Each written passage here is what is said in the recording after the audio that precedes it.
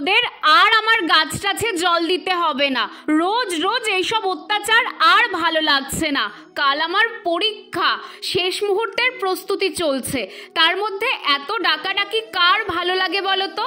আর বলো না, আজ বড়জন মানে রিমি সকালে টিউশন গেছে বলে ছোটজন গাছে জল দিতে এসেছে। জল দেওয়া তো নামে নামে, আসল কাহিনী তো গাছ ফুল এইসব নিয়ে উনি খেলবেন। তো খেলার ছলেই উনি কুল গাছের কাছে এসে কিছু একটা দেখতে পেয়েছেন। হাজার বুদ্ধি খাটিয়েও যখন বুঝতে পারেনি এটা কি, তখন মুমু মুমু করে চিৎকার করে সারা বাড়ি মাথায় করছে। বাধ্য হয়ে তাই যেতেই হলো।